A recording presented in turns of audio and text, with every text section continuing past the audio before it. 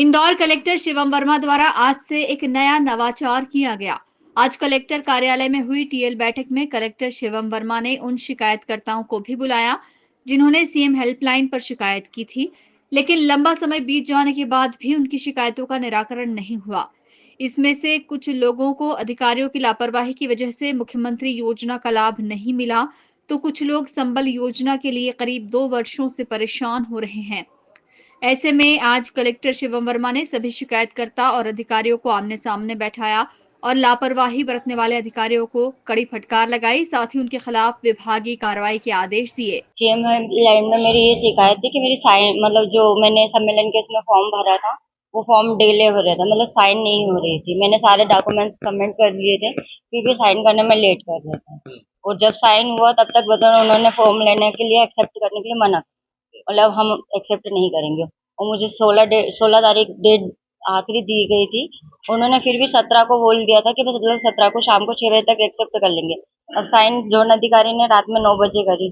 फिर मैंने वहाँ से भी कॉल करा तो मैडम ने मना कर दिया। फिर मैं महेंद्र हार्डिया जी करने गई, वहाँ से करवाया, पिंटू मिश्रा करने गई, वहाँ से भी कॉल करवाया, उन्होंने किसी ने भी एक्सेप्ट नहीं किया।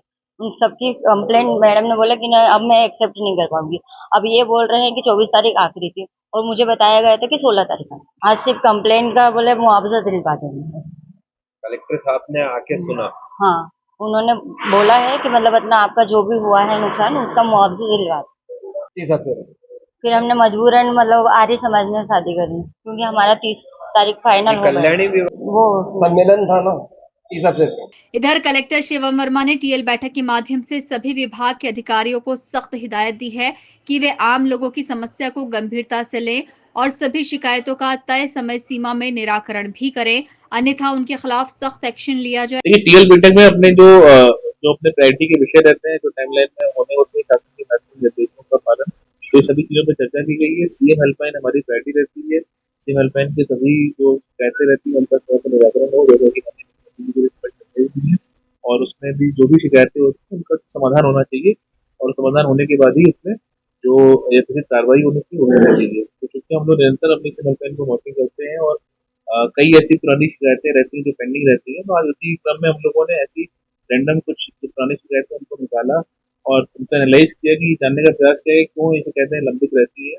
वैसे 6 प्रकरण निकाले गए, उसमें कुछ गंभीर अपने जो शासन शासकीय अधिकारियों की लापरवाही भी दिखने में आई है।